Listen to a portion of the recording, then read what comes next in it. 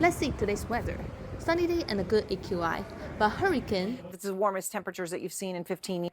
extreme temperature, It's hot. rushing river. All of this have happened in the US. Perhaps in the future, we'll get used to waking up to record-breaking temperatures and terrible climate conditions. This isn't out of the question. Welcome to Flushing International High School, a climate perspective.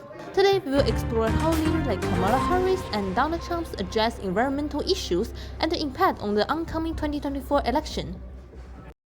Kamala Harris is what is a vice president, the first woman, Black American, and first South Asian American to be elected to this office. Donald Trump is an American political media personality and businessman who served as the 45th president of the United States from 2017 to 2021. Now that we have a basic understanding of our two candidates, let us explore why environmental issues are significant to us and to this election.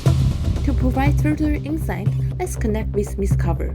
Since the Industrial Revolution, when we started using fossil fuels such as coal, oil, there's been a lot of issues with air quality. This, over time, has produced a lot of greenhouse gases that have impacted our environment, mostly with global warming. These gases trap heat and increase the surface temperature of the atmosphere. We have changed the name from recently global warming to climate change because it's not just that the earth is getting warmer, but it's also affecting long-term weather patterns and climate.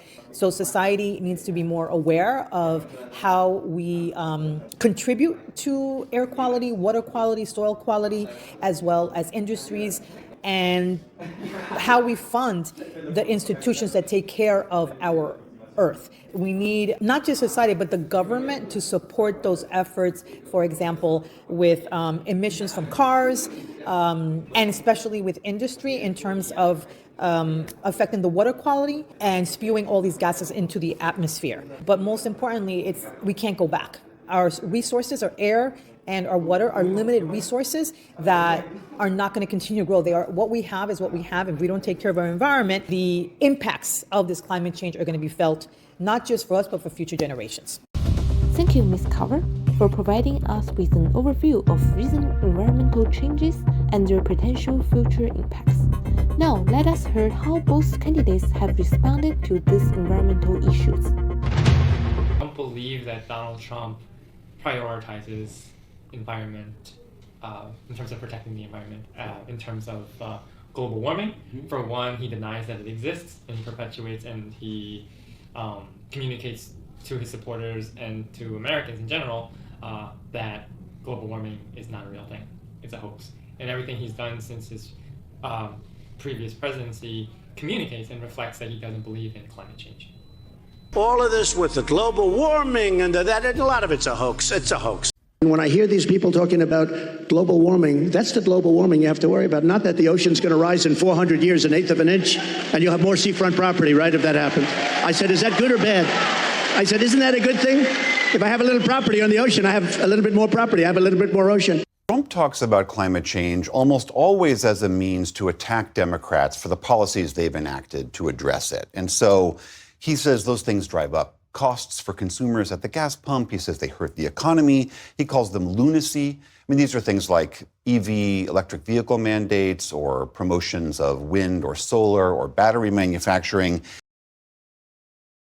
Without a doubt that she is 100% in a proponent of reducing climate change. And Have the right that everyone has to be able to drink clean water and breathe clean air. And that's why the work that I will continue. Climate change will invest in renewable energy, and all the policies would promote and incentivize organizations or companies to become less dependent on fossil fuels like oil and gas and coal.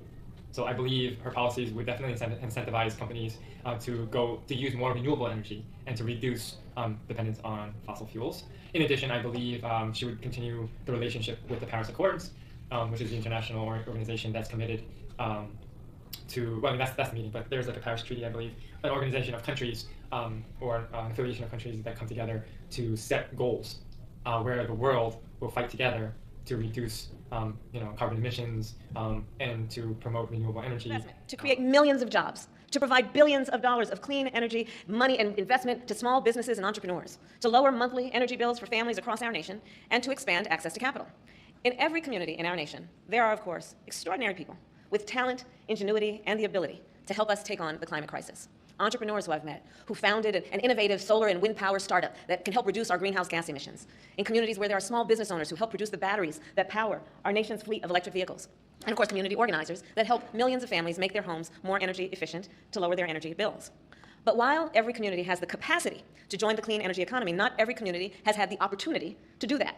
As Vice President, I have met with climate leaders from communities across our nation, from rural Arizona to downtown Detroit, from Dalton, Georgia, to Denver, Colorado, to Durham, and I can tell you that our investment to create millions of jobs, to provide billions of dollars of clean energy. Harris calls climate change an existential threat and said that the United States needs to act urgently to address.